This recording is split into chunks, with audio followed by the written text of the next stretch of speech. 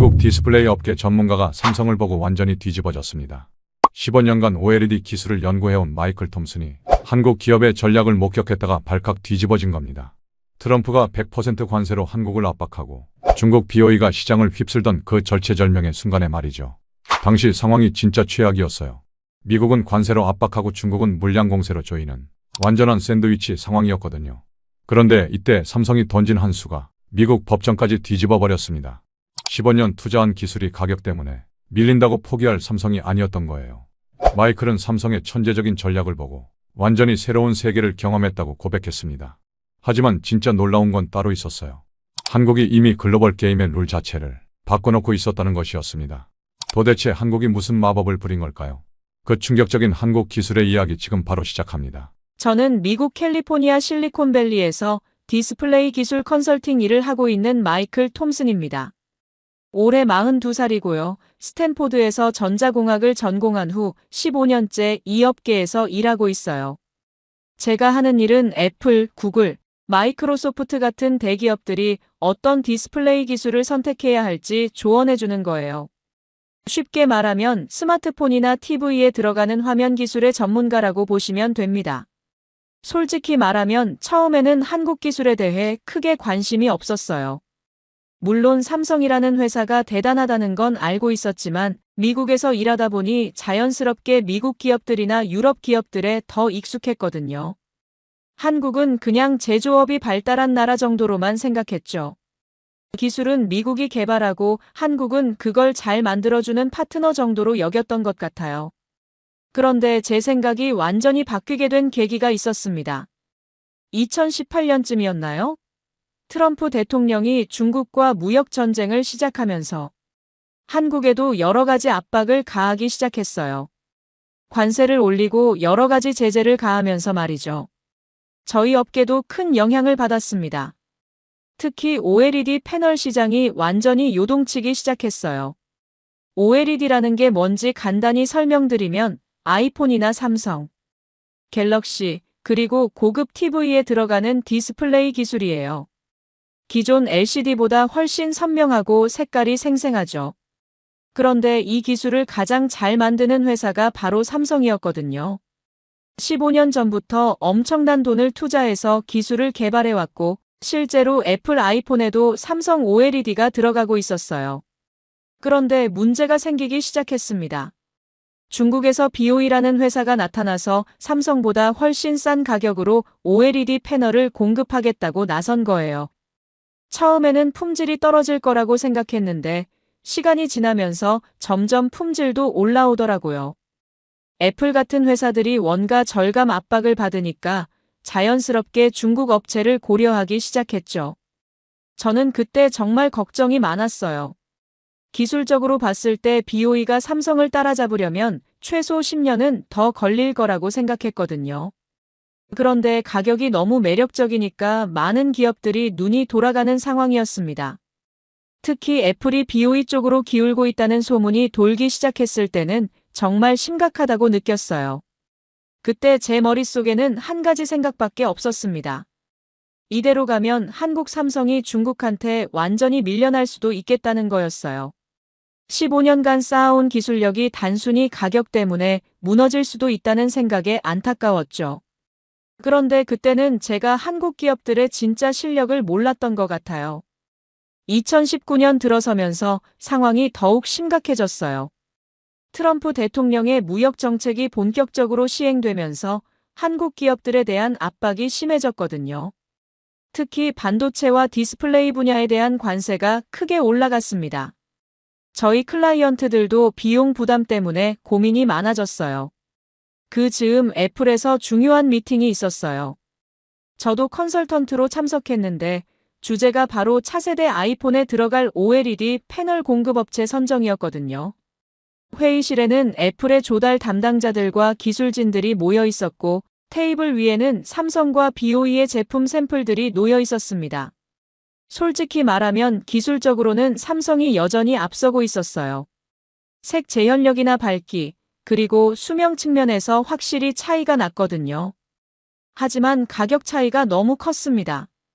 BOE 제품이 삼성보다 거의 30%나 쌌어요. 애플 입장에서는 고민이 될 수밖에 없었죠. 회의가 진행되면서 점점 분위기가 BOE 쪽으로 기울어가는 걸 느꼈어요. 애플의 조달 팀장이 말하길 소비자들이 가격에 민감해지고 있는 상황에서 원가 절감이 필수라는 거였어요. 기술적인 차이는 시간이 지나면 줄어들 테니까 지금부터 BOE와 관계를 만들어가는 게 좋겠다는 의견이었죠. 저는 그때 정말 답답했어요. 기술 전문가로서 볼 때는 명백히 삼성이 더 우수한 제품을 만들고 있는데 단순히 가격 때문에 선택받지 못한다는 게 말이 안 됐거든요. 특히 BOE가 어떻게 그렇게 빠른 시간 안에 기술력을 향상시켰는지에 대한 의문도 많았고요.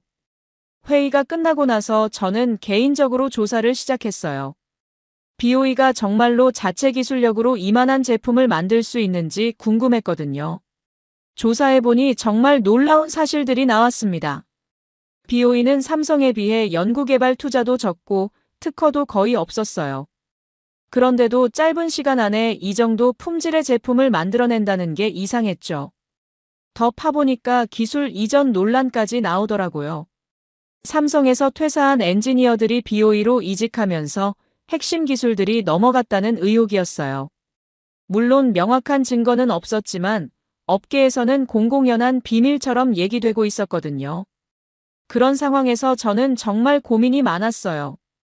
클라이언트들은 비용 절감을 원하고 있는데 기술 전문가로서는 검증되지 않은 기술을 추천하기가 어려웠거든요. 특히 애플 같은 회사의 경우 품질 문제가 생기면 브랜드 이미지에 치명적일 수 있으니까요. 그때 한국 삼성에서 일하는 엔지니어 친구한테 연락이 왔어요. 대학 동창인 김민수라는 친구였는데 삼성에서 OLED 기술 개발을 담당하고 있었거든요. 그 친구가 하는 말이 삼성이 뭔가 큰 그림을 그리고 있다는 거였어요. 단순히 가격 경쟁에 휘둘리지 않고 근본적인 해결책을 찾고 있다고 하더라고요. 처음에는 그냥 위기를 모면하려는 말로 들렸어요. 하지만 시간이 지나면서 삼성의 움직임이 심상치 않다는 걸 느끼기 시작했습니다. 뭔가 준비하고 있는 게 분명했어요. 2020년 초 정말 충격적인 소식이 들려왔어요. 애플이 공식적으로 BOE를 아이폰 12 시리즈의 주요 OLED 공급업체로 선정했다는 거였어요. 그것도 삼성이 공급하던 물량의 상당 부분을 BOE가 가져간다는 내용이었죠. 저는 그 소식을 듣고 정말 충격을 받았습니다. 그날 아침 저희 사무실은 완전히 발칵 뒤집어졌어요. 클라이언트들한테서 전화가 빗발치듯 걸려왔거든요. 다들 BOE의 기술력이 정말 삼성을 따라잡은 건지 아니면 애플이 무리수를 둔 건지 궁금해했어요. 솔직히 저도 확신이 서지 않았습니다. 가장 충격적이었던 건 애플의 결정 과정이었어요. 보통 이런 중요한 공급업체 변경은 최소 2년에서 3년에 걸쳐 신중하게 진행되거든요. 그런데 이번에는 상당히 빠르게 결정이 난 것 같았어요. 명백히 가격이 결정적 요인이었죠. 그날 오후에 삼성 측 관계자들과 긴급 화상회의를 했어요. 김민수도 참석했는데 그의 표정이 평소와 달리 굳어 있더라고요. 삼성 임원진들도 마찬가지였고요. 하지만 그들의 반응이 제가 예상했던 것과 달랐어요. 패닉 상태가 아니라 오히려 차분하고 단호한 느낌이었거든요. 삼성의 디스플레이 사업부 부사장이 말하길 이런 상황을 이미 예상하고 있었다고 하더라고요. BOE의 공격적인 가격 정책과 애플의 원가 절감 압박을 충분히 고려해서 대응책을 준비해왔다는 거였어요. 그때는 구체적으로 뭘 준비했는지 말해주지 않았지만 뭔가 큰 그림이 있다는 걸 느꼈습니다. 회의가 끝나고 나서 김민수와 따로 통화를 했어요. 그가 하는 말이 정말 인상적이었거든요. 삼성이 15년간 OLED에 투자한 게 단순히 제품을 만들기 위한 게 아니라는 거였어요. 생태계 전체를 바꾸려는 전략이었다고 하더라고요. 그때까지도 저는 그 말의 의미를 완전히 이해하지 못했어요. 생태계를 바꾼다는 게 정확히 뭘 의미하는지 감이 오지 않았거든요. 하지만 시간이 지나면서 점점 그 의미를 깨닫게 되었습니다. 그 주말에 저는 업계 동료들과 모임을 가졌어요. 다들 BOE의 급성장과 삼성의 위기에 대해 얘기했는데 의견이 크게 갈렸어요. 일부는 이제 중국 시대가 왔다고 했고, 다른 일부는 기술력 없는 가격 경쟁은 오래가지 못할 거라고 했죠. 저는 그때 한 가지 확신이 생겼어요. 이 상황이 단순한 가격 경쟁으로 끝나지 않을 거라는 거였어요. 삼성의 15년 투자가 그냥 물거품이 될 리는 없다고 생각했거든요. 분명히 뭔가 반전이 있을 거라는 예감이 들었습니다. 그리고 그 예감은 곧 현실이 되었어요.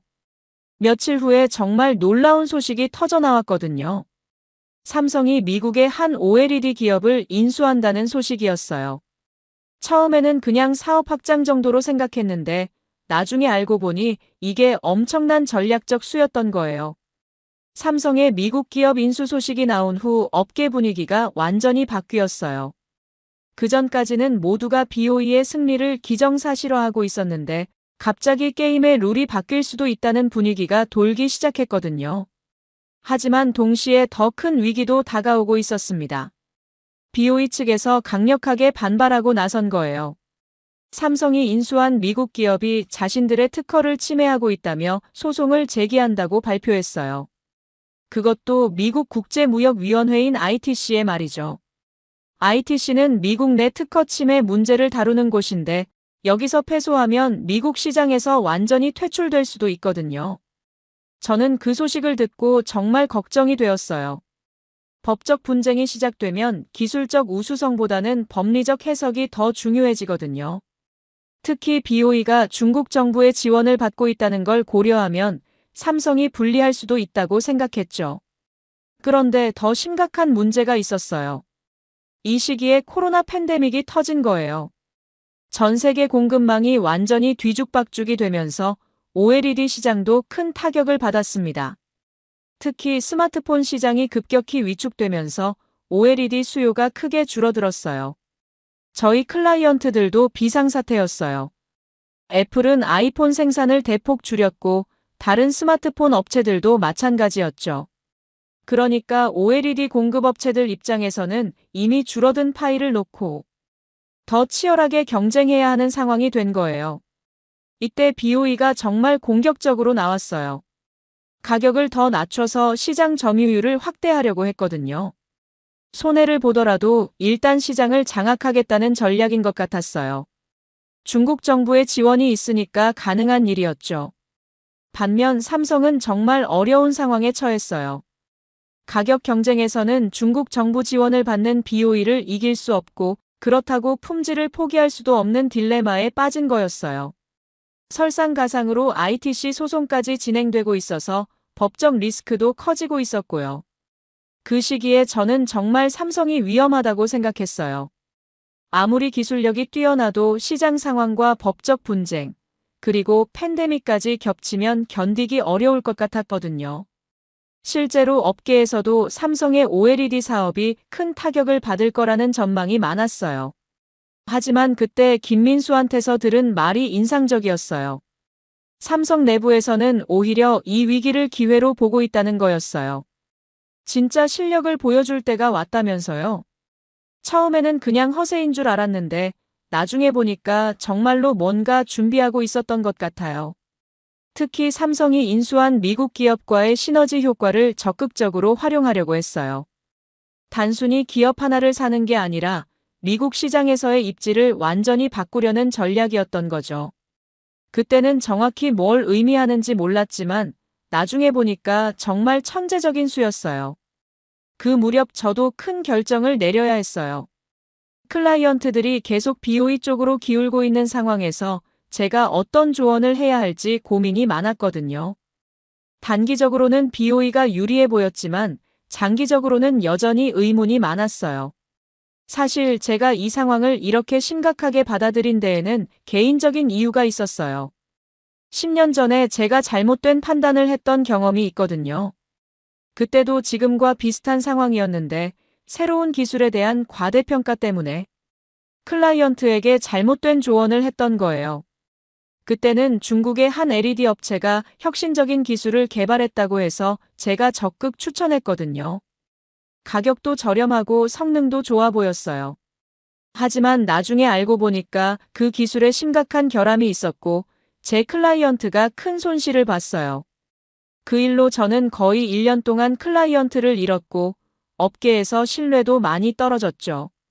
그래서 이번에도 BOE에 대해 신중할 수밖에 없었어요. 겉으로 보기에는 좋아 보이지만 검증되지 않은 기술일 가능성이 있다고 생각했거든요. 특히 BOE가 짧은 시간 안에 이만한 성과를 낸 것 자체가 의심스러웠어요. 하지만 동시에 또 다른 걱정도 있었어요.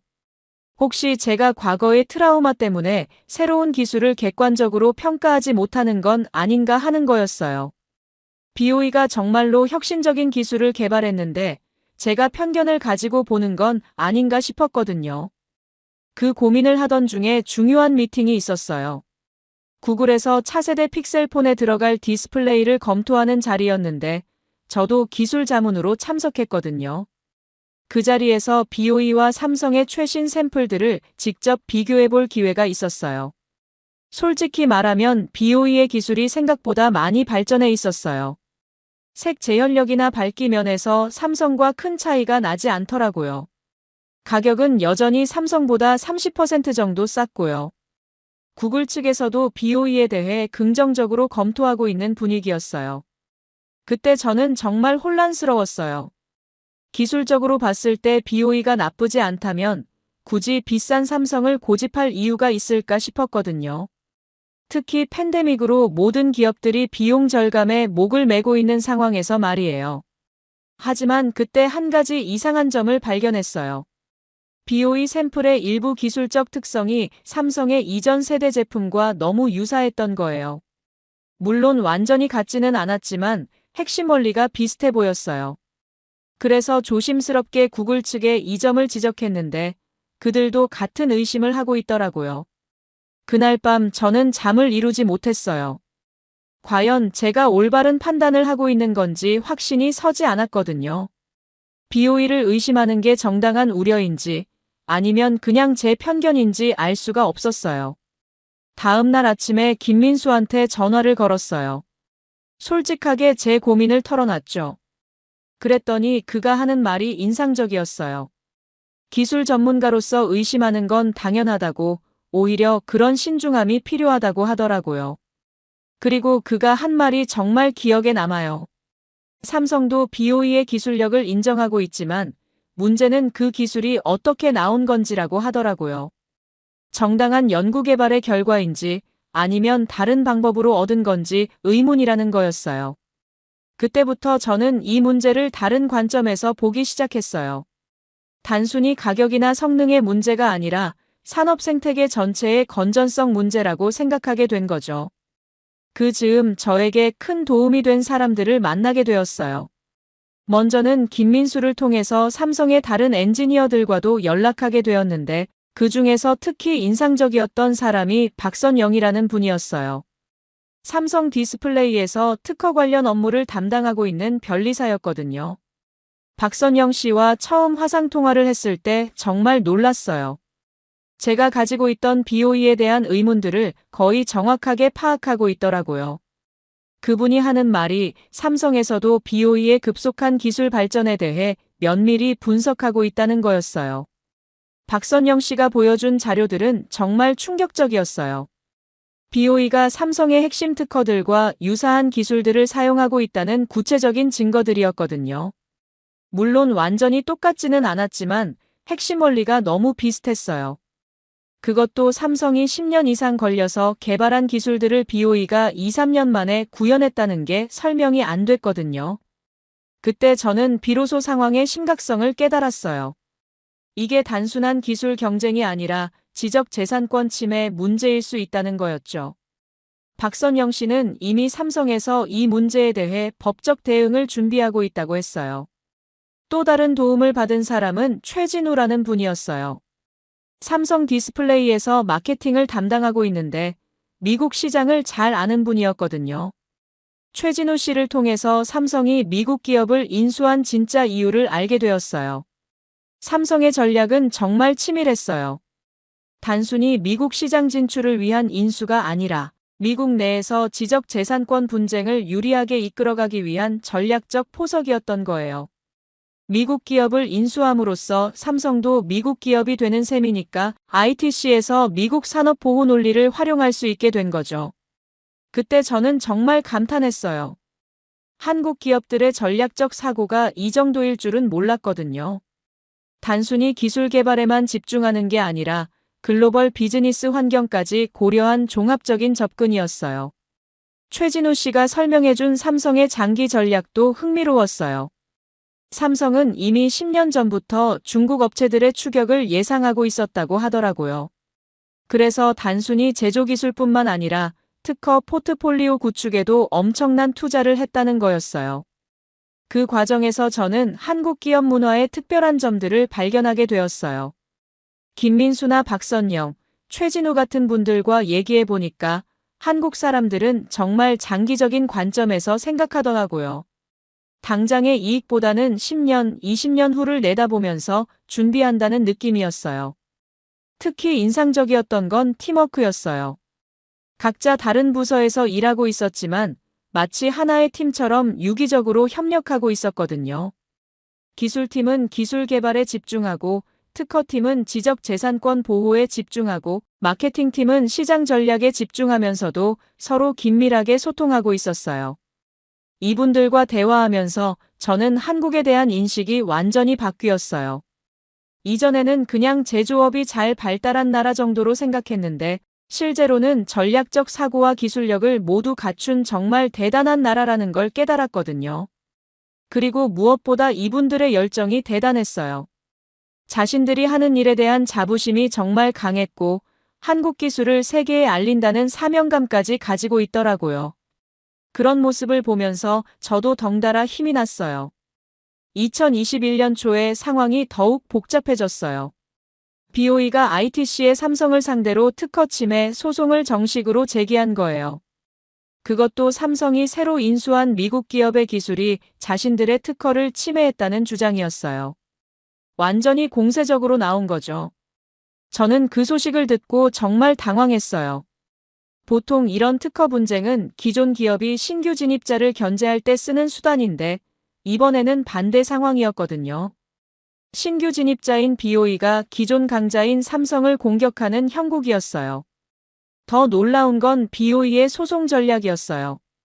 단순히 특허 침해만 주장하는 게 아니라 삼성이 미국 기업 인수를 통해 불공정 경쟁을 하고 있다고 주장한 거예요. 미국 시장을 독점하려는 의도라면서 말이죠. 그때 저는 정말 혼란스러웠어요. 법적 전문 지식이 없어서 어느 쪽 주장이 맞는지 판단하기 어려웠거든요. 하지만 한 가지 확실한 건 이 분쟁이 단순한 특허 다툼을 넘어서 미중 기술, 패권 경쟁의 일부가 되고 있다는 거였어요. 그 시기에 미국 정부의 입장도 복잡해졌어요. 트럼프 행정부에서 바이든 행정부로 바뀌면서 대중국 정책에 미묘한 변화가 있었거든요.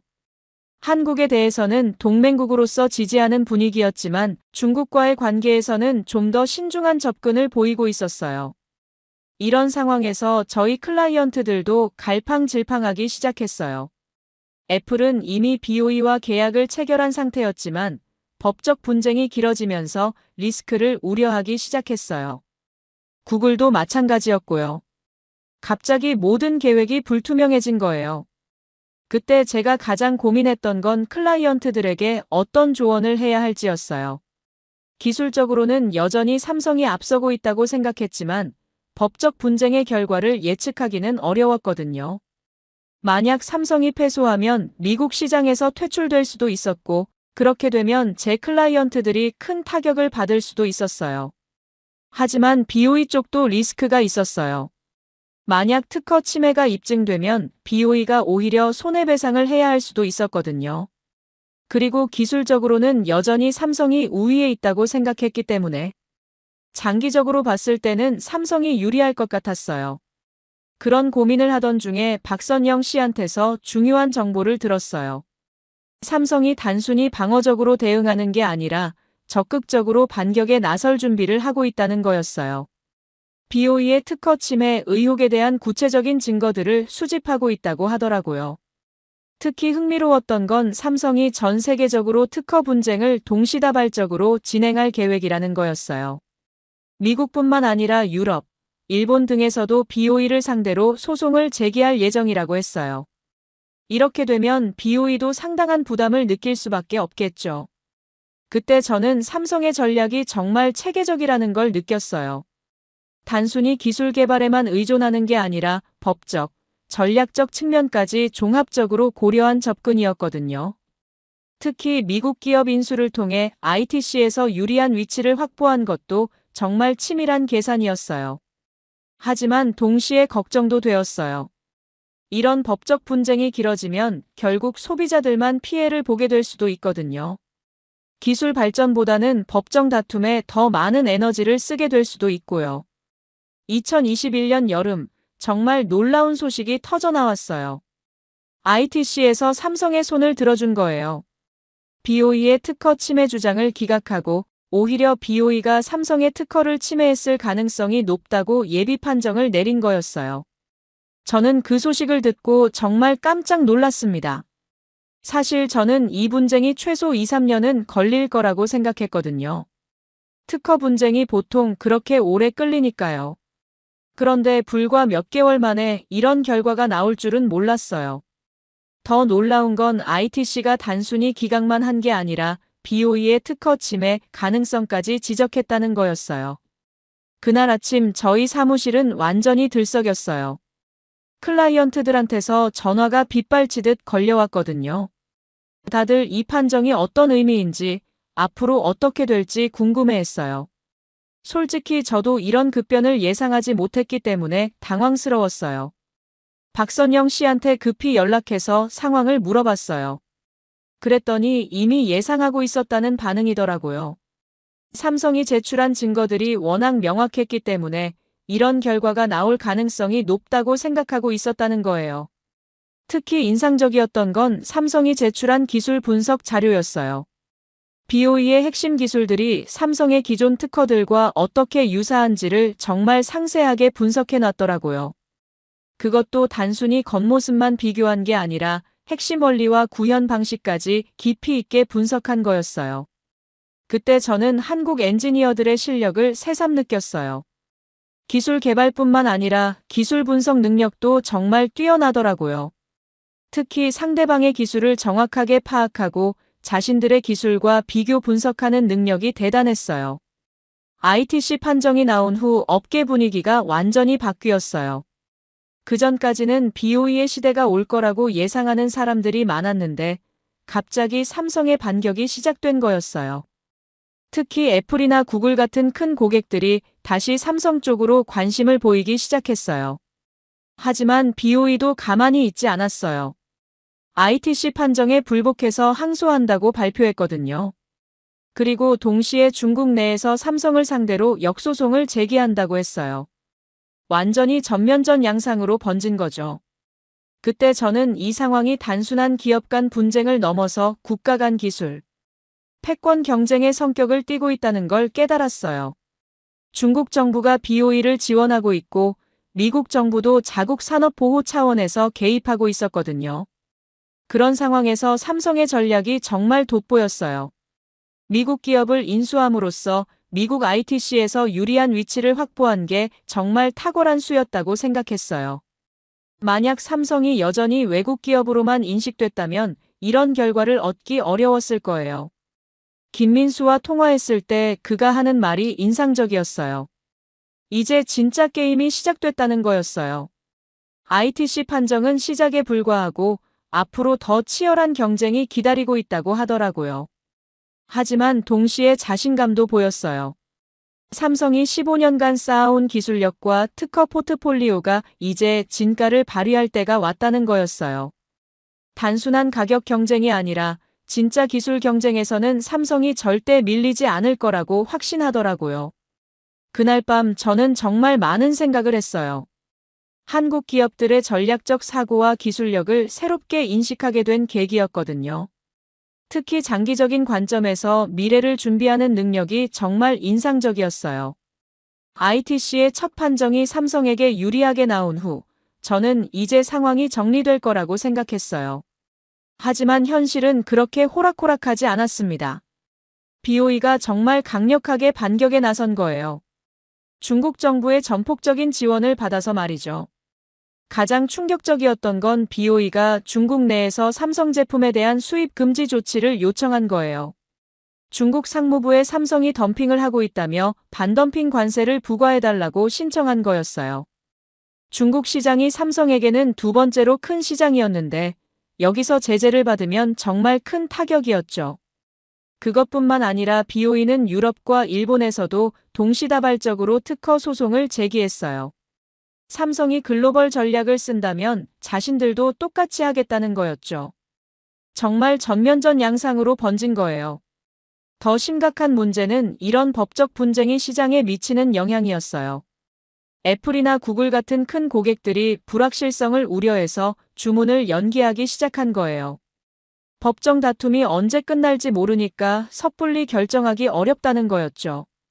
그 시기에 저는 정말 어려운 상황에 처했어요. 클라이언트들은 명확한 가이드라인을 원하고 있었는데 저로서는 확실한 답을 주기가 어려웠거든요. 법적 분쟁의 결과를 예측하기도 어렵고 시장 상황도 너무 유동적이었어요. 특히 힘들었던 건 일부 클라이언트들이 제게 책임을 묻기 시작한 거예요. 왜 이런 복잡한 상황을 미리 예상하지 못했느냐는 거였죠. 솔직히 말하면 저도 이렇게까지 상황이 복잡해질 줄은 몰랐어요. 단순한 기업 간 경쟁으로 끝날 줄 알았거든요. 그런 상황에서 가장 큰 위기가 찾아왔어요. 제 주요 클라이언트 중 하나인 중견 스마트폰 회사가 계약을 해지한다고 통보한 거예요. 불확실한 상황에서 더 이상 컨설팅을 받을 수 없다는 이유였어요. 그 회사는 저희 매출의 거의 30%를 차지하고 있었거든요. 그날 밤 저는 정말 절망적이었어요. 15년간 쌓아온 커리어가 이런 식으로 무너질 수도 있다는 생각이 들었거든요. 특히 과거의 실패 경험이 떠오르면서 더욱 불안했어요. 혹시 제가 또 잘못된 판단을 하고 있는 건 아닌가 하는 생각도 들었고요. 그때 김민수한테 전화를 걸어서 솔직하게 제 상황을 털어놨어요. 정말 어떻게 해야 할지 모르겠다고 했죠. 그랬더니 그가 해준 말이 정말 위로가 되었어요. 이런 혼란스러운 상황에서 중심을 잃지 않고 올바른 판단을 내리는 게 진짜 전문가라고 하더라고요. 그리고 박선영 씨도 연락해서 격려해줬어요. 삼성 내부에서도 이번 분쟁이 쉽지 않을 거라고 예상하고 있지만 결국은 진실이 승리할 거라고 확신한다고 했어요. 기술적 우위와 정당한 특허권을 가지고 있으니까 시간이 걸리더라도 반드시 이길 수 있다는 거였죠. 그분들의 격려를 받으면서 저는 다시 마음을 다잡았어요. 어려운 상황이지만 포기할 수는 없다고 생각했거든요. 오히려 이런 위기 상황에서 제 진가를 보여야 한다고 마음먹었어요. 그래서 더욱 깊이 있는 분석을 시작했어요. 단순히 기술적 측면뿐만 아니라 법적, 정치적, 경제적 측면까지 종합적으로 고려해서 상황을 분석하기 시작한 거죠. 정말 힘든 시기였지만 그 과정에서 저도 많이 성장할 수 있었어요. 절망적인 상황에서 전환점이 찾아왔어요. 2021년 가을, 미국에서 정말 중요한 소식이 나온 거예요. 바이든 행정부가 반도체와 디스플레이 분야를 핵심 전략 산업으로 지정하면서 관련 정책을 대폭 강화한다고 발표한 거였어요. 특히 주목할 만한 건 미국이 동맹국과의 기술 협력을 강화하겠다고 명시한 점이었어요. 중국의 기술 굴기에 대응하기 위해 한국, 일본, 대만 등과 더 긴밀하게 협력하겠다는 거였죠. 이는 삼성에게는 정말 좋은 소식이었어요. 그때 최진우 씨한테서 들은 정보가 정말 흥미로웠어요. 삼성이 이미 몇 년 전부터 이런 상황을 예상하고 미국 정부와 비공식적으로 소통해왔다는 거였어요. 단순히 비즈니스 차원이 아니라 전략적 파트너십 차원에서 관계를 구축해왔다는 거죠. 실제로 삼성은 미국 내 투자를 지속적으로 확대해왔어요. 텍사스에 새로운 반도체 공장을 짓는다고 발표했고 디스플레이 연구개발센터도 확장할 계획이라고 했어요. 이런 투자가 미국 정부에게는 일자리 창출과 기술 경쟁력 강화로 이어지니까 환영받을 수밖에 없었죠. 더 놀라운 건 삼성이 미국의 주요 대학들과 연구 협력을 확대하고 있다는 거였어요. MIT, 스탠포드, 버클리 같은 명문 대학들과 공동 연구 프로젝트를 진행하면서 차세대 디스플레이 기술을 개발하고 있었거든요. 그때 저는 삼성의 전략이 정말 장기적이고 체계적이라는 걸 다시 한번 느꼈어요. 단순히 제품을 만들어 파는 것에 그치지 않고 미국 사회 전체에 뿌리를 내리려고 노력하고 있었거든요. 이런 접근이 결국 정치적 지지를 얻는데도 도움이 되고 있었어요. 한편으로는 BOE의 상황이 점점 어려워지고 있었어요. 미국 정부가 중국 기업들에 대한 견제를 강화하면서 BOE도 여러 가지 제재를 받기 시작했거든요. 특히 핵심 부품 수입에 제한이 생기면서 생산에 차질을 빚고 있다는 소식이 들려왔어요. 그 시기에 정말 중요한 변화가 하나 더 있었어요. 유럽 주요 국가들도 중국 기업들에 대해 경계심을 갖기 시작한 거예요. 특히 독일과 프랑스가 자국 내 중국 기업 투자에 대해 더 엄격한 심사를 하겠다고 발표했어요. 이런 변화들이 종합적으로 작용하면서 시장 분위기가 조금씩 바뀌기 시작했어요. 그전까지는 가격만 보고 BOE를 선택하려던 기업들이 다시 한번 신중하게 검토하기 시작한 거예요. 특히 서구 기업들은 중국 기업과의 거래에서 발생할 수 있는 리스크를 더 진지하게 고려하게 되었죠. 저에게도 긍정적인 변화가 나타나기 시작했어요. 몇몇 클라이언트들이 다시 연락해와서 상황이 어떻게 돌아가고 있는지 문의하기 시작했거든요.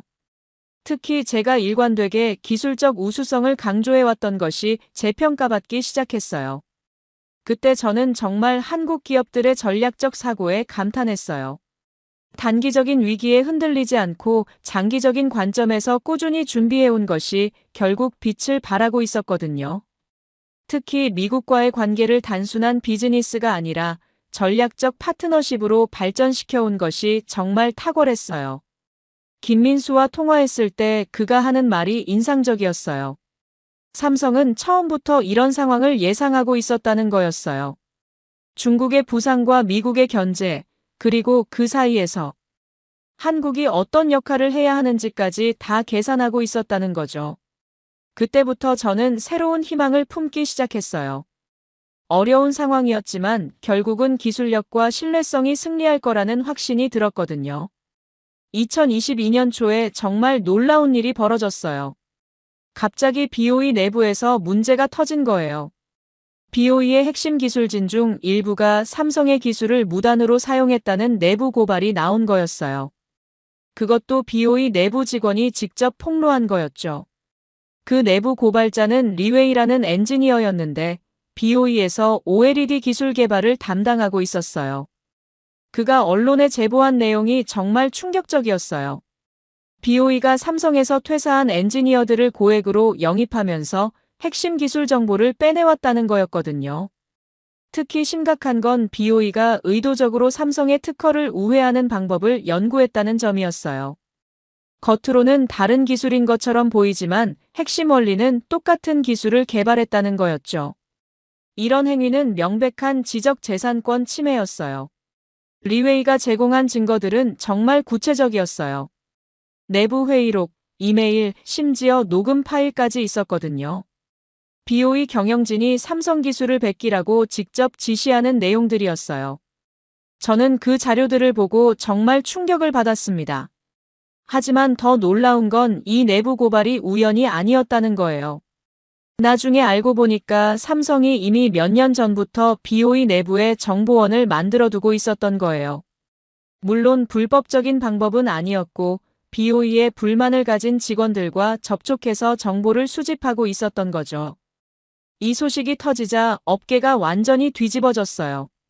그동안 BOE의 급속한 기술 발전에 의문을 품고 있던 사람들이 역시 그렇다는 반응을 보였어요. 반면 BOE를 지지하던 사람들은 당황스러워했죠. 가장 큰 타격을 받은 건 BOE와 거래하고 있던 기업들이었어요. 애플은 즉시 BOE와의 계약을 재검토한다고 발표했고 구글도 마찬가지였어요. 만약 BOE가 정말로 특허를 침해했다면 그 제품을 사용하는 자신들도 법적 리스크에 노출될 수 있었거든요. 중국 정부도 곤란한 상황에 처했어요. 그동안 BOE를 적극 지원해왔는데 갑자기 기술 도용 의혹이 제기되니까 입장이 애매해진 거였어요. 공개적으로는 BOE를 옹호했지만 내부적으로는 상당한 부담을 느끼고 있는 것 같았어요. 반면 삼성의 입지는 크게 강화되었어요. 그동안 억울하게 당했다는 동정론이 일면서 오히려 더 많은 지지를 받게 된 거예요. 특히 미국 정부에서는 삼성을 중국의 불공정 경쟁에 맞서는 파트너로 인식하기 시작했어요. 이때 박선영 씨한테서 들은 얘기가 정말 인상적이었어요. 삼성이 이런 상황을 미리 예상하고 오랫동안 준비해왔다는 거였어요. 단순히 기술 개발에만 집중한 게 아니라 상대방의 움직임까지 세밀하게 파악하고 있었던 거죠. 특히 삼성의 정보 수집 능력이 대단했어요. 공개된 정보와 업계 네트워크를 통해서 BOE의 기술 개발 과정을 거의 실시간으로 파악하고 있었거든요. 그래서 BOE가 어떤 특허를 침해하고 있는지 정확히 알고 있었던 거예요. 저는 그때 한국 기업들의 치밀함에 다시 한번 놀랐어요. 겉으로는 기술 개발에만 집중하는 것처럼 보였지만 실제로는 경쟁사의 모든 움직임을 파악하고 대응책을 준비하고 있었던 거거든요. 이 사건 이후 업계 판도가 완전히 바뀌었어요. BOE의 신뢰도가 크게 떨어지면서 많은 고객들이 다시 삼성으로 돌아오기 시작했어요. 특히 서구 기업들은 기술의 정당성을 더욱 중시하게 되었죠. 리웨이의 내부 고발 이후 상황이 급격하게 변화하기 시작했어요. 먼저 미국 ITC에서 BOE에 대한 본격적인 조사를 시작한다고 발표했어요. 삼성의 특허 침해 의혹을 정식으로 조사하겠다는 거였죠. 이는 BOE에게는 정말 치명적인 타격이었어요. 더욱 중요한 건 이 조사가 단순히 미국에서만 그치지 않았다는 거예요. 유럽연합도 비슷한 조사를 시작한다고 발표했고 일본도 마찬가지였어요. 삼성이 글로벌 차원에서 동시다발적으로 압박을 가하는 전략이 성공하고 있었던 거죠. 그 시기에 저는 정말 바쁜 시간을 보냈어요. 그동안 떠났던 클라이언트들이 다시 돌아오기 시작했거든요. 모두들 상황이 어떻게 돌아가고 있는지, 앞으로 어떤 선택을 해야 할지 궁금해했어요. 가장 극적이었던 건 애플의 변화였어요. 애플이 BOE와의 신규 계약을 전면 중단한다고 발표한 거예요. 그리고 기존 계약도 재검토하겠다고 했죠. 이는 BOE에게는 정말 큰 타격이었어요. 애플은 BOE의 가장 큰 고객 중 하나였거든요. 구글도 마찬가지였어요. 차세대 픽셀폰에 들어갈 디스플레이를 다시 삼성으로 바꾸기로 했다고 발표했어요. 기술적 우수성과 신뢰성을 고려한 결정이라고 했죠. 저는 그 결정에 작은 역할이라도 했다는 생각에 뿌듯했어요. 한편으로는 BOE의 반격도 만만치 않았어요. 중국 정부의 전폭적인 지원을 받아서 자신들의 기술이 정당하다고 주장했어요. 리웨이의 폭로는 거짓이고 삼성이 조작한 것이라고 반박했죠. 하지만 이미 너무 많은 증거가 나온 상태라 설득력이 떨어졌어요. 그때 삼성에서 정말 놀라운 발표를 했어요. 차세대 OLED 기술을 공개한 거였어요. 기존 기술보다 화질은 더 좋으면서도 전력 소모는 낮춘 혁신적인 기술이었어요. 그것도 이미 양산 준비까지 완료된 상태라고 했죠. 저는 그 기술 발표를 보고 정말 감탄했어요. BOE와의 법적 분쟁에만 매달리지 않고 계속해서 기술 혁신을 이어가고 있었던 거거든요. 이런 모습이야말로 진정한 기술 기업의 모습이라고 생각했어요. 김민수한테서 들은 얘기로는 삼성이 이 신기술을 이미 3년 전부터 개발하고 있었다고 해요. BOE의 추격에 대비해서 항상 한 발 앞선 기술을 준비하고 있었던 거죠. 이런 장기적인 전략이 결국 승부를 결정짓고 있었어요. 특히 인상적이었던 건 삼성의 지적 재산권 전략이었어요. 새로운 기술에 대해서도 이미 수백 건의 특허를 출원해 놨더라고요. 이번에는 BOE가 쉽게 따라할 수 없도록 철저하게 특허 방어막을 구축한 거였어요. 그 즈음 최진우 씨한테서 들은 소식도 흥미로웠어요. 삼성이 미국 내 생산 시설을 대폭 확대할 계획이라는 거였어요. 텍사스 공장뿐만 아니라 추가로 2개 주에 더 공장을 짓겠다고 발표할 예정이라고 했어요. 이는 단순히 생산량 확대가 목적이 아니었어요. 미국 내에서 완전한 생산 생태계를 구축해서 중국 의존도를 줄이겠다는 전략이었거든요. 미국 정부의 공급망 다변화 정책과도 완벽하게 맞아떨어지는 계획이었어요. 저는 그때 정말 한국 기업들의 전략적 사고에 감탄했어요. 단순히 현재 상황에만 대응하는 게 아니라 미래의 변화까지 예측해서 준비하고 있었거든요. 특히 지정학적 변화까지 고려한 장기 전략이 정말 놀라웠어요. 그리고 무엇보다 기술력에 대한 자신감이 대단했어요. 아무리 어려운 상황이 와도 결국은 기술이 승부를 결정한다는 믿음이 확고했거든요. 그런 자신감이 있었기에 이런 치밀한 전략을 세울 수 있었던 것 같아요. 2022년 여름, 드디어 결정적인 순간이 다가왔어요. 미국 ITC에서 BOE에 대한 최종 판정을 내린다고 발표한 거예요. 그동안 몇 달에 걸친 조사 결과를 바탕으로 BOE가 실제로 삼성의 특허를 침해했는지 최종 결론을 내리겠다는 거였죠. 저는 그 소식을 듣고 정말 긴장됐어요. 이 판정이 향후 글로벌 디스플레이 산업의 판도를 완전히 바꿀 수 있는 중요한 결정이었거든요. 만약 BOE가 승리한다면 중국의 기술 굴기가 본격화될 것이고, 삼성이 승리한다면 기술의 정당성이 다시 중요해질 거라고 생각했어요. 판정 발표 며칠 전부터 업계 전체가 초긴장 상태였어요. 삼성과 BOE 주가는 매일 롤러코스터를 타고 있었고, 관련 기업들도 마찬가지였어요. 애플, 구글 같은 고객사들도 판정 결과에 따라 공급업체를 다시 조정해야 할 상황이었죠. 그날 아침 저는 사무실에서 동료들과 함께 실시간으로 ITC 발표를 지켜봤어요. 오전 10시에 발표된다고 했는데 시간이 가까워 올수록 정말 숨이 막힐 것 같았어요. 15년간 이 업계에서 일했지만 이렇게 중요한 순간은 처음이었거든요. 드디어 ITC 위원장이 나와서 발표를 시작했어요. 그는 먼저 이번 조사가 얼마나 중요하고 복잡했는지 설명했어요. 수백 건의 특허와 수천 페이지의 기술 자료를 검토했다고 했죠. 그리고 다양한 전문가들의 의견을 종합해서 결정을 내렸다고 했어요. 정말 숨막히는 순간이었어요.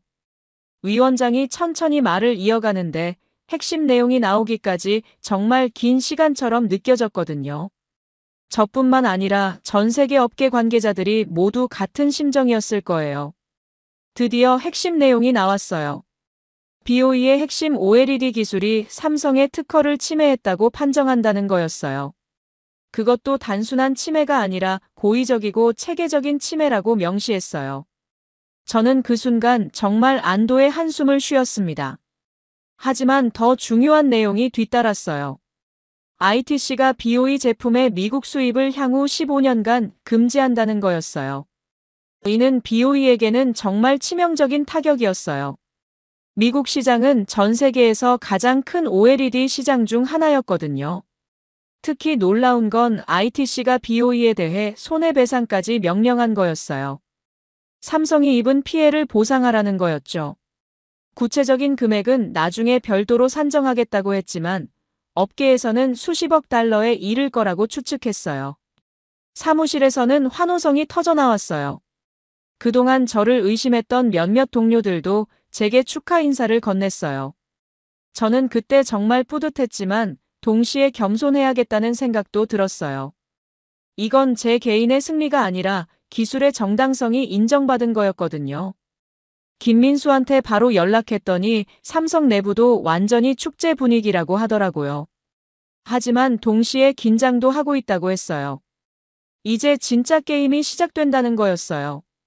BOE가 가만히 있을 리 없고 중국 정부도 강력하게 반발할 거라고 예상한다는 거였죠. 실제로 판정 발표 몇 시간 후에 중국 상무부가 성명을 발표했어요. 이번 판정은 불공정하고 정치적 동기에 의한 것이라고 강력히 반발했어요. 그리고 중국도 미국 기업들에 대해 상응하는 조치를 취하겠다고 경고했어요. 하지만 저는 이미 승부가 났다고 생각했어요.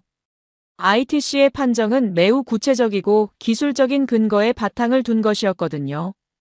단순히 정치적 판단이 아니라 명확한 증거에 기반한 결정이었어요. 그날 밤 저는 정말 많은 생각을 했어요. 한국 기업의 끈질긴 노력과 전략적 사고가 결국 결실을 맺은 거라고 생각했거든요. 특히 기술력뿐만 아니라 법적, 정치적 측면까지 종합적으로 고려한 접근이 승리를 가져다 준 것 같았어요. ITC 판정 이후 저에게는 정말 중요한 결정을 내려야 할 순간이 찾아왔어요. 여러 클라이언트들이 앞으로의 전략에 대해 자문을 구해왔는데 그 중에서도 가장 어려운 상담이 하나 있었거든요. 그건 바로 중국계 미국 기업인 테크노비전이라는 회사였어요. 이 회사는 BOE와 깊은 관계를 맺고 있으면서 동시에 미국 시장에서 사업을 하고 있었어요. ITC 판정으로 인해 정말 곤란한 상황에 처한 거죠. 테크노비전의 CEO인 데이비드 천이 저를 찾아와서 조언을 구했어요. 그는 한국계 미국인이었는데 사업상 BOE와 거래해야 하는 상황이지만 동시에 한국 기업들에 대한 개인적 애정도 가지고 있었거든요. 데이비드가 제시한 딜레마는 정말 복잡했어요. BOE와의 계약을 유지하면 미국 내에서 법적 리스크를 감수해야 하고 계약을 해지하면 중국 시장에서 보복을 당할 수 있다는 거였어요. 어떤 선택을 하든 큰 손실이 예상되는 상황이었죠. 저는 그때 정말 고민이 많았어요. 단순히 기술적 조언을 하는 차원을 넘어서 한 기업의 운명을 좌우할 수 있는 중요한 결정이었거든요. 특히 데이비드가 한국계라는 점 때문에 더욱 신중해야 했어요. 며칠을 고민한 끝에 저는 데이비드에게 솔직하게 제 생각을 털어놨어요. 단기적으로는 손실이 있을 수 있지만 장기적으로는 정당한 기술을 선택하는 것이 옳다고 했어요. BOE와의 관계를 정리하고 삼성 같은 신뢰할 수 있는 파트너를 찾으라고 조언했죠. 그 조언을 하면서 저는 제 과거를 다시 돌아보게 되었어요. 10년 전에 잘못된 선택을 했던 경험이 떠올랐거든요. 그때는 단기적 이익에 현혹되어서 검증되지 않은 기술을 추천했다가 큰 실패를 경험했었어요. 이번에는 같은 실수를 반복하고 싶지 않았어요. 비록 어려운 선택이더라도 올바른 방향을 제시하는 것이 진정한 전문가의 역할이라고 생각했거든요. 특히 이번 사건을 통해 기술의 정당성이 얼마나 중요한지 뼈저리게 느꼈어요. 데이비드는 제 조언을 듣고 며칠을 더 고민했어요. 그리고 결국 BOE와의 계약을 해지하기로 결정했다고 연락이 왔어요. 쉽지 않은 결정이었지만 장기적으로 옳은 선택이라고 확신한다고 하더라고요. 그 결정을 내리는 과정에서 정말 인상적이었던 건 데이비드의 말이었어요. 자신이 한국계 미국인으로서 어떤 가치를 추구해야 하는지 깊이 고민했다는 거였어요. 그리고 결국 정직하고 혁신적인 기술을 지지하는 것이 맞다고 결론 내렸다고 했죠. 저는 그때 정말 뿌듯했어요. 제 조언이 한 사람의 올바른 선택에 도움이 되었다는 생각이 들었거든요. 특히 단순히 비즈니스적 계산을 넘어서 가치 판단의 문제로 접근했다는 점에서 의미가 컸어요. 하지만 동시에 책임감도 무거웠어요. 만약 제 조언이 잘못되어서 데이비드의 회사가 큰 피해를 본다면 어떻게 될까 하는 걱정도 있었거든요. 특히 중국 시장에서의 보복이 실제로 일어날 가능성도 있었어요. 그런 걱정을 김민수에게 털어놨더니 그가 해준 말이 인상적이었어요. 올바른 선택에는 항상 위험이 따르지만 그럼에도 불구하고 정당한 길을 가는 것이 중요하다는 거였어요. 삼성도 마찬가지로 많은 위험을 감수하면서 이번 싸움을 해왔다고 하더라고요. 그리고 박선영 씨도 비슷한 조언을 해줬어요.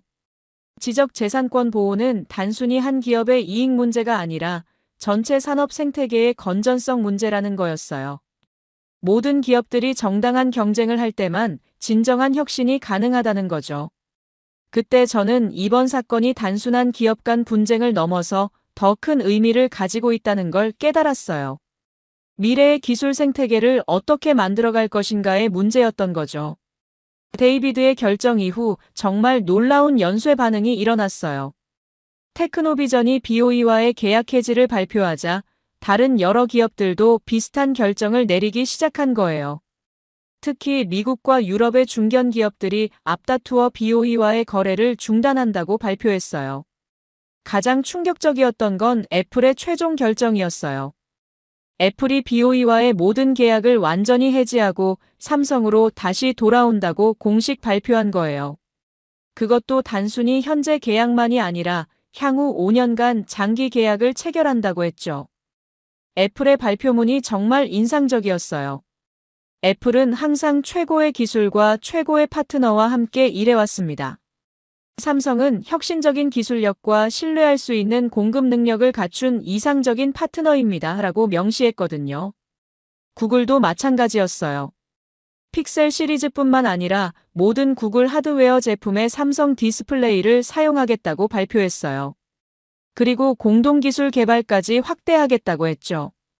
이는 삼성에게는 정말 큰 승리였어요.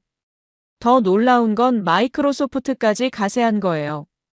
서피스 시리즈에 들어갈 디스플레이를 삼성으로 교체한다고 발표했어요. 그동안 다양한 공급업체를 사용해왔는데 이번을 계기로 삼성으로 통일하겠다는 거였어요. 이런 연쇄적인 계약 해지와 새로운 계약 체결로 인해 BOE는 정말 심각한 위기에 처했어요. 주요 고객들을 대부분 잃게 된 거죠. 중국 내수 시장만으로는 이런 손실을 만회하기 어려운 상황이었어요. 한편 삼성은 갑작스럽게 늘어난 주문량에 대응하기 위해 생산 능력을 급격히 확대해야 했어요. 김민수한테서 들은 얘기로는 삼성 내부가 정말 바쁜 상황이라고 하더라고요. 하지만 동시에 정말 기분 좋은 비명이라고 했어요. 특히 인상적이었던 건 삼성의 대응 속도였어요. 이미 이런 상황을 예상하고 생산 능력 확대 계획을 미리 준비해 놨더라고요. 새로운 생산 라인을 빠르게 가동시키고 기존 라인의 효율성도 대폭 향상시켰어요. 그 과정에서 삼성의 기술력이 다시 한번 빛을 발했어요. 단순히 생산량만 늘린 게 아니라 품질까지 더욱 향상시켰거든요. 새로운 공정 기술을 도입해서 불량률을 크게 낮췄다고 했어요. 저는 그때 정말 한국 기업들의 실행력에 감탄했어요. 계획을 세우는 것뿐만 아니라 그것을 실제로 실행에 옮기는 능력이 정말 뛰어났거든요. 특히 위기를 기회로 전환시키는 능력이 대단했어요. 이런 변화들이 시장에 미치는 영향도 컸어요. 삼성 주가는 연일 상한가를 기록했고 관련 부품업체들도 덩달아 호황을 누렸어요. 반면 BOE와 관련된 중국 기업들은 큰 타격을 받았죠. 더 중요한 건 이런 변화가 단순히 한국과 중국의 문제가 아니었다는 거예요. 전 세계 기술 생태계에서 정당한 경쟁의 중요성이 다시 부각되고 있었거든요. 특히 서구 기업들이 기술의 신뢰성을 더욱 중시하게 되었어요. 저에게도 긍정적인 변화가 많았어요. 그동안 저를 의심했던 클라이언트들이 다시 신뢰를 보내기 시작했거든요. 특히 기술적 우수성을 일관되게 강조해온 제 철학이 옳았다는 평가를 받았어요. 데이비드한테서도 좋은 소식이 들려왔어요. BOE와의 계약을 해지한 후 오히려 새로운 비즈니스 기회들이 많이 생겼다는 거였어요. 서구 기업들이 신뢰할 수 있는 파트너로 인식하기 시작했다고 하더라고요. 그때 저는 정말 보람을 느꼈어요. 어려운 순간에 올바른 조언을 했던 것이 결국 좋은 결과로 이어진 거였거든요. 특히 단기적 이익보다 장기적 가치를 추구했던 것이 옳았다는 확신이 들었어요. 2022년 가을, 정말 상징적인 사건이 하나 더 벌어졌어요. 중국 정부가 BOE에 대한 지원을 대폭 축소한다고 발표한 거예요. 그동안 막대한 보조금을 지원해왔는데 앞으로는 시장 경쟁력을 갖춘 기업만 지원하겠다는 방침으로 바뀐 거였어요. 이는 사실상 BOE에게 백기투항을 선언하라는 신호나 다름없었어요. 중국 정부도 더 이상 이 싸움을 지속하기 어렵다고 판단한 것 같았어요. 특히 국제적 이미지 손상과 WTO 제소 위험까지 고려했을 때 손익계산이 맞지 않는다고 본 거죠. BOE의 반응은 정말 극적이었어요. 회사 측에서 공식 성명을 발표해서 기존 특허 분쟁에 대해 삼성과 협상할 용의가 있다고 밝힌 거예요. 사실상 항복 선언이나 다름없었죠. 그동안 강경하게 맞서왔던 것과는 완전히 다른 태도였어요. 더욱 놀라운 건 BOE가 삼성에게 기술 라이센스를 요청했다는 소식이었어요. 이제는 정당한 방법으로 기술을 사용하겠다는 의미였죠. 물론 삼성 입장에서는 이미 손해를 본 상황이라 쉽게 받아들일 수는 없었지만 그래도 긍정적인 신호였어요. 그 과정에서 리웨이의 역할이 다시 한번 부각되었어요. 그가 추가로 제공한 내부 정보들이 BOE의 기술 도용 규모가 생각보다 훨씬 크다는 걸 보여줬거든요. 삼성뿐만 아니라 다른 한국, 일본, 대만 기업들의 기술도 무단으로 사용했다는 증거들이 나온 거예요. 이런 추가 폭로로 인해 BOE의 입지는 더욱 좁아졌어요. 이제는 삼성과의 문제만이 아니라 전 세계 기술 기업들과의 관계까지 재정리해야 하는 상황이 된 거였어요. 사실상 지금까지의 비즈니스 모델을 완전히 바꿔야 하는 상황이었죠. 한편 삼성은 이런 상황을 정말 현명하게 활용했어요. BOE를 완전히 몰아붙이기보다는 적절한 선에서 협상 여지를 남겨둔 거예요. 업계의 안정성을 고려한 결정이었는데 이런 모습이 더욱 성숙한 기업이라는 인상을 줬어요. 김민수한테서 들은 얘기로는 삼성 내부에서도 이번 승리를 겸손하게 받아들이고 있다고 해요. 자만하지 않고 계속해서 기술 혁신에 집중하겠다는 분위기라고 하더라고요. 특히 다음 세대 기술 개발에 더욱 박차를 가하고 있다고 했어요. 특히 인상적이었던 건 삼성이 승리 이후 보여준 태도였어요. 승자의 여유를 보이면서도 업계 전체의 발전을 위해 기술 표준 개발에 적극 참여하겠다고 발표했거든요. 단순히 경쟁에서 이기는 것을 넘어서 업계 리더로서의 책임을 다하겠다는 의지였어요. 저는 그때 정말 한국 기업 문화의 특별함을 느꼈어요. 승리했을 때도 겸손함을 잃지 않고 더 큰 그림을 생각하는 모습이 인상적이었거든요. 이런 태도가 결국 장기적으로 더 큰 신뢰를 얻는 방법이라고 생각했어요. 이런 변화들은 저에게도 새로운 기회를 가져다 줬어요. 많은 기업들이 앞으로의 기술 트렌드와 전략에 대해 자문을 구하기 시작했거든요. 특히 아시아 기업들과의 협력 방안에 대한 문의가 많이 들어왔어요. 그 과정에서 저는 새로운 역할을 찾게 되었어요. 단순히 기술적 조언만 하는 것이 아니라 동서양 기업 문화의 차이점을 이해하고 연결해주는 역할이었어요. 특히 한국 기업들의 장기적 사고와 서구 기업들의 단기적 효율성을 어떻게 조화시킬 것인가에 대한 고민이 많아졌어요. 무엇보다 이번 사건을 통해 기술의 정당성이 얼마나 중요한지 뼈저리게 느꼈어요. 단기적으로는 가격이나 편의성이 중요할 수 있지만 장기적으로는 결국 진정한 혁신과 정당한 경쟁이 승리한다는 교훈을 얻었거든요. 그리고 한국이라는 나라와 한국 기업들에 대한 제 인식도 완전히 바뀌었어요. 이제는 단순히 제조업이 발달한 나라가 아니라 진정한 기술 강국이라고 생각하게 되었거든요. 이번 사건을 통해 저는 한국이라는 나라의 진정한 모습을 발견하게 되었어요. 이전에는 그냥 빠른 속도로 성장한 신흥산업국 정도로 생각했는데 실제로는 훨씬 더 깊이 있고 전략적인 나라였던 거예요. 가장 인상적이었던 건 한국 사람들의 장기적 사고였어요. 삼성이 15년 전부터 OLED에 투자한 것도 그렇고 미국 기업 인수를 통한 전략적 포지셔닝도 그렇고 모든 것이 길게 보고 계획된 것들이었거든요. 이런 관점은 단기 수익에 매몰되기 쉬운 서구 기업들과는 확실히 다른 점이었어요. 특히 놀라웠던 건 위기 상황에서의 대응 능력이었어요. BOE의 공격적인 가격 경쟁과 법적 분쟁에 직면했을 때 삼성은 당황하거나 무너지지 않았어요. 오히려 이미 준비된 계획대로 차근차근 대응해 나갔죠. 이런 위기 관리 능력은 정말 탁월했어요. 그리고 한국 기업들의 기술에 대한 철학도 특별했어요. 단순히 돈을 벌기 위한 수단으로 기술을 보는 게 아니라 기술 자체에 대한 자부심과 책임감을 가지고 있었거든요. 김민수나 박선영 같은 분들과 얘기해보면 기술자로서의 장인 정신이 정말 강하다는 걸 느꼈어요. 한국의 교육 시스템도 인상적이었어요. 삼성의 엔지니어들과 대화해보니까 모두들 기초가 정말 탄탄하더라고요. 단순히 암기 위주의 교육이 아니라 원리를 이해하고 응용하는 능력이 뛰어났어요. 이런 교육의 결과가 결국 이런 기술력으로 이어진 것 같았어요. 또 한 가지 놀라운 점은 협력의 문화였어요. 삼성 내부에서 서로 다른 부서 간의 협력이 정말 원활했어요. 기술팀, 특허팀, 마케팅팀, 법무팀이 마치 하나의 유기체처럼 움직이고 있었거든요. 이런 팀워크는 서구 기업에서는 쉽게 볼 수 없는 모습이었어요. 한국 정부의 역할도 인상적이었어요. 직접적으로 개입하지는 않으면서도 기업들이 글로벌 경쟁에서 성공할 수 있도록 뒷받침해주는 역할을 하고 있었어요. 특히 지적재산권 보호나 국제통상 분야에서의 지원이 정말 체계적이었어요. 그리고 무엇보다 한국 사람들의 열정이 대단했어요. 김민수, 박선영, 최진우 같은 분들을 보면 자신의 일에 대한 열정이 정말 뜨거웠거든요. 단순히 월급을 받기 위해 일하는 게 아니라 한국을 세계 최고의 기술 강국으로 만들겠다는 사명감까지 가지고 있었어요.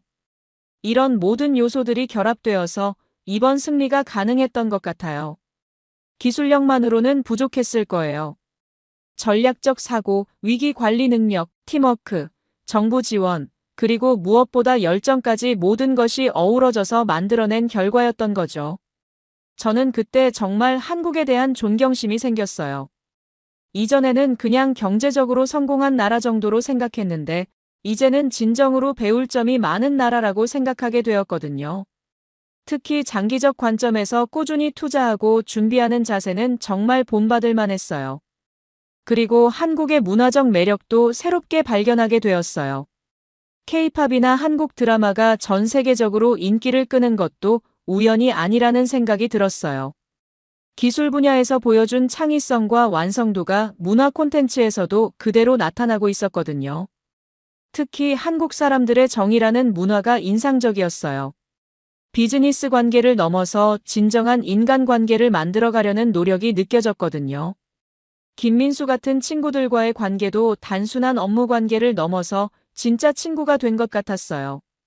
이런 모든 경험들을 통해 저는 한국이 단순히 아시아의 작은 나라가 아니라 세계를 이끌어갈 수 있는 잠재력을 가진 나라라는 확신을 갖게 되었어요. 앞으로도 한국과 더 많은 협력을 하고 싶다는 생각이 들었거든요. 2023년 봄, 마침내 모든 갈등이 해결되는 순간이 왔어요. BOE가 공식적으로 삼성에게 사과하고 손해배상에 합의한다고 발표한 거예요. 그동안의 법적 분쟁이 마침내 삼성의 완전한 승리로 끝난 거였죠.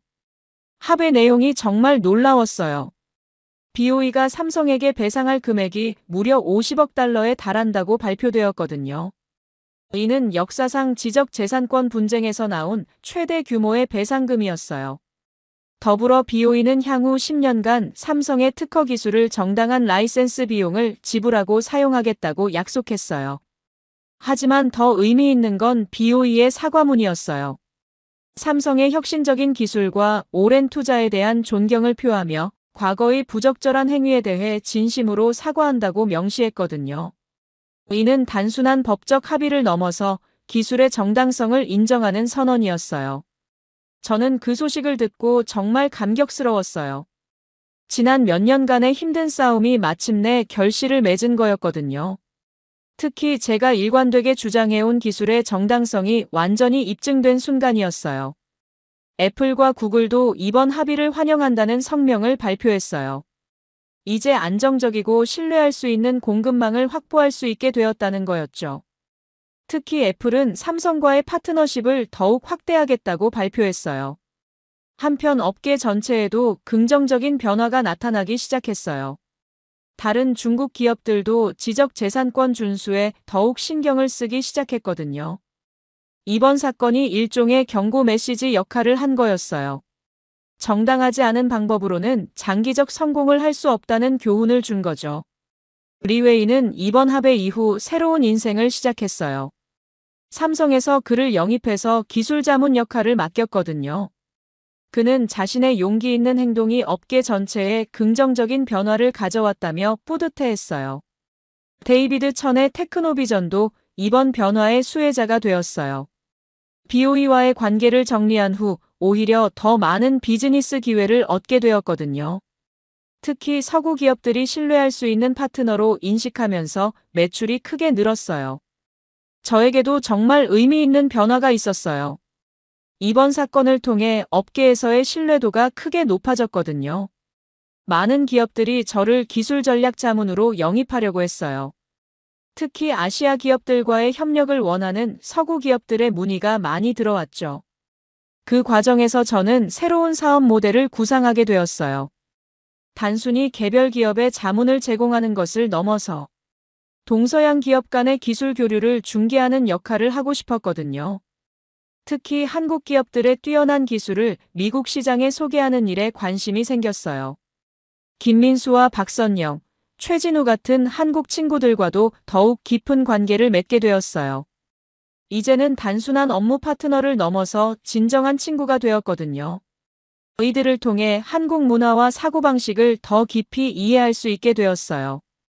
특히 한국 사람들의 우리라는 개념이 인상적이었어요. 개인의 성공보다는 공동체의 성공을 더 중시하는 문화였거든요. 이번 삼성의 승리도 개별 기업의 승리가 아니라 한국 전체의 승리로 받아들이는 모습이 감동적이었어요. 이런 모든 변화들을 지켜보면서 저는 정말 많은 것을 배웠어요. 기술의 중요성은 물론이고 정당한 경쟁의 가치, 장기적 관점의 중요성, 그리고 무엇보다 진정한 파트너십의 의미를 깨달을 수 있었거든요. 그리고 한국이라는 나라가 앞으로 세계 기술 발전에 얼마나 중요한 역할을 할 것인지에 대한 확신도 갖게 되었어요. 이번 사건은 시작에 불과하고 앞으로 더 많은 혁신과 성과가 나올 거라는 기대감이 들었거든요. 갈등이 해결된 후 저에게는 정말 새로운 인생의 장이 열렸어요. 이번 사건을 통해 얻은 경험과 인맥을 바탕으로 완전히 새로운 사업을 시작하게 되었거든요. 한국과 미국을 연결하는 기술 교류 전문 컨설팅 회사를 설립한 거예요. 회사 이름은 K-테크브릿지로 정했어요. 한국의 뛰어난 기술을 세계에 알리고 동시에 서구의 혁신 문화를 한국에 소개하는 다리 역할을 하겠다는 의미였어요. 김민수, 박선영, 최진우 같은 한국 친구들이 자문위원으로 참여해줬고 데이비드 천도 파트너로 합류했어요. 첫 번째 프로젝트가 정말 의미 있었어요. 삼성의 차세대 디스플레이 기술을 미국의 스타트업들에게 소개하는 일이었거든요. 삼성에서 개발한 혁신적인 플렉서블 디스플레이 기술을 활용해서 새로운 제품을 만들고 싶어하는 스타트업들이 많았어요. 그 과정에서 정말 놀라운 시너지를 발견했어요. 한국의 체계적이고 완성도 높은 기술력과 미국의 창의적이고 도전적인 아이디어가 만나니까 정말 혁신적인 결과물들이 나오더라고요. 특히 VR, AR 분야에서 정말 흥미진진한 프로젝트들이 진행되었어요. 한 가지 특별한 프로젝트는 의료용 디스플레이였어요. 한국의 정밀한 OLED 기술과 미국의 의료 혁신, 아이디어가 결합되어서 수술용 고정밀 디스플레이를 개발하는 거였어요. 이 프로젝트는 나중에 정말 큰 성공을 거두게 되었죠. 제 개인적인 변화도 컸어요. 이전에는 그냥 기술 전문가였다면 이제는 문화와 기술을 연결하는 브릿지 역할을 하게 되었거든요. 한국어도 배우기 시작했고 한국 문화에 대해서도 깊이 공부했어요. 특히 한국의 빨리빨리 문화와 미국의 프로세스 문화를 조화시키는 일이 흥미로웠어요. 한국 사람들의 빠른 실행력과 미국 사람들의 체계적인 검증 과정을 적절히 조합하니까 정말 효율적인 협업이 가능했어요. 가족들도 제 변화를 신기해했어요. 아내는 제가 한국에 대해 얘기할 때의 열정적인 모습을 보고 정말 놀라워했거든요. 아이들도 한국 문화에 관심을 보이기 시작했어요. 특히 K-팝과 한국 드라마를 통해서 한국에 대한 친근감을 갖게 되었죠. 그해 여름에는 가족과 함께 처음으로 한국을 방문했어요. 김민수가 안내를 해줘서 정말 의미 있는 여행이 되었어요. 삼성 본사도 구경하고 한국의 다양한 기술 기업들도 방문했죠. 한국에서 가장 인상적이었던 건 사람들의 열정이었어요. 어디를 가든 자신의 일에 대한 자부심과 열정을 가진 사람들을 만날 수 있었거든요. 특히 젊은 엔지니어들의 꿈과 비전이 정말 인상적이었어요. 판교 테크노밸리를 방문했을 때는 정말 놀랐어요. 실리콘밸리 못지않은 혁신적인 분위기와 에너지가 넘치고 있었거든요. 하지만 실리콘밸리와는 또 다른 독특한 매력이 있었어요. 더 협력적이고 공동체적인 분위기였달까요? 그 여행에서 저는 한국의 미래 가능성을 확신하게 되었어요. 이미 충분히 발전한 나라이지만 앞으로 더 큰 성장 잠재력을 가지고 있다는 걸 느꼈거든요. 특히 AI, 바이오, 우주항공 같은 미래 산업에서 한국이 어떤 역할을 할지 정말 기대되었어요. 돌아와서 저는 더욱 적극적으로 한미 기술 교류를 확대하기 시작했어요. 실리콘밸리의 여러 기업들에게 한국의 기술력을 소개했고, 실제로 많은 협력 프로젝트들이 성사되었어요. 특히 뿌듯했던 건 몇몇 미국 기업들이 한국에 연구소를 설립하기로 결정한 거였어요. 제가 중간에서 연결해준 역할이 작게나마 도움이 되었다고 생각하니까 정말 보람 있었어요. 그리고 무엇보다 제 인생의 새로운 목적을 찾았다는 게 가장 큰 변화였어요. 이제는 단순히 돈을 벌기 위해 일하는 게 아니라 한국과 미국, 그리고 전 세계의 기술 발전에 기여한다는 사명감을 가지게 되었거든요. 지금 이 순간 2024년 말을 맞이하면서 지난 몇 년을 돌이켜보니 정말 감개무량해요. 삼성과 BOE의 분쟁에서 시작된 이 모든 여정이 결국 제 인생을 완전히 바꿔놓았거든요. 그리고 무엇보다 한국이라는 나라에 대한 저의 인식을 근본적으로 변화시켜 주었어요. 오늘도 제 사무실에는 한국과 관련된 프로젝트 문의가 끊이지 않고 있어요. 한국의 배터리 기술, 반도체 기술, 바이오 기술을 미국에 소개해달라는 요청들이죠. 이제는 한국이 단순히 제조업 강국이 아니라 진정한 기술 혁신의 중심지라는 인식이 확산되고 있어요. 가장 기억에 남는 건 지난달에 있었던 일이에요. 스탠포드 대학에서 강연을 해달라고 요청받았거든요. 15년 전만 해도 상상할 수 없었던 일이었어요. 그때는 한국을 그저 아시아의 작은 나라 정도로만 생각했으니까요. 강연에서 저는 이번 삼성 사건을 통해 배운 교훈들을 나누었어요. 기술의 정당성, 장기적 투자의 중요성, 그리고 무엇보다 진정한 혁신이 무엇인지에 대해 얘기했죠. 학생들의 반응이 정말 뜨거웠어요. 특히 한국계 학생들이 자부심을 느끼는 모습이 인상적이었어요. 김민수는 이제 삼성에서 임원으로 승진해서 차세대 디스플레이 사업부를 이끌고 있어요. 그와 함께 진행하는 프로젝트들은 항상 성공적이에요. 한국 사람들의 치밀함과 완성도, 그리고 끝까지 해내는 끈기가 정말 대단하거든요. 박선영 씨는 지적재산권 전문가로서 국제적 명성을 얻고 있어요. 이번 사건의 성공 경험을 바탕으로 다른 한국 기업들의 해외 진출을 돕는 일을 하고 있어요. 그분을 통해 저도 지적재산권의 중요성을 새롭게 인식하게 되었어요. 최진우 씨는 삼성 북미법인의 마케팅 총괄로 일하고 있어요. 그의 전략적 사고와 글로벌 감각이 삼성의 미국 시장 확대에 큰 도움이 되고 있어요. 이분들과의 협업을 통해 저도 많이 성장할 수 있었어요. 데이비드 천의 테크노비전은 이제 나스닥에 상장을 준비하고 있어요. 그때 제가 해준 조언이 결정적 도움이 되었다고 고마워하더라고요. 올바른 선택이 결국 더 큰 성공으로 이어진다는 걸 보여주는 사례라고 생각해요. 리웨이는 지금 삼성에서 정말 중요한 역할을 하고 있어요. 그의 용기 있는 고발이 업계 전체를 더 건전하게 만드는데 기여했다고 생각해요. 때로는 옳은 일을 하기 위해 큰 용기가 필요하다는 걸 그를 통해 배웠어요. 저희 이제 실리콘밸리에서 인정받는 컨설팅 회사로 성장했어요. 한국과 미국을 연결하는 가교 역할을 하면서 정말 의미 있는 일들을 하고 있어요. 특히 젊은 한국 엔지니어들이 실리콘밸리에서 성공할 수 있도록 돕는 일이 보람 있어요. 가족들도 이제 한국을 제2의 고향처럼 여기고 있어요. 아내는 한국 요리를 배우기 시작했고 아이들은 한국어를 공부하고 있어요. 특히 큰아이는 나중에 한국에서 공부하고 싶다고 하더라고요. 이제 저는 한국을 진정한 파트너이자 친구로 여기고 있어요. 단순히 비즈니스 관계를 넘어서 인생의 소중한 동반자가 되었거든요. 한국 사람들의 따뜻한 정과 끈끈한 인간관계, 그리고 함께 성공하려는 공동체 정신이 정말 감동적이에요. 앞으로도 한국과 함께 더 많은 혁신을 만들어가고 싶어요. 이미 AI, 바이오, 우주항공 분야에서 흥미진진한 프로젝트들이 진행되고 있어요.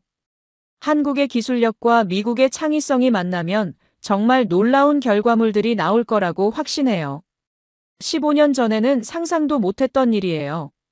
한국이 제 인생을 이렇게 완전히 바꿔놓을 줄은 몰랐거든요. 지금 돌이켜보니 삼성과 BOE의 분쟁은 단순한 기업 간 경쟁이 아니라 제게는 새로운 세계를 열어준 운명적인 사건이었어요. 한국, 정말 대단한 나라입니다. 그리고 앞으로도 세계를 놀라게 할 더 많은 혁신을 만들어낼 거라고 확신해요.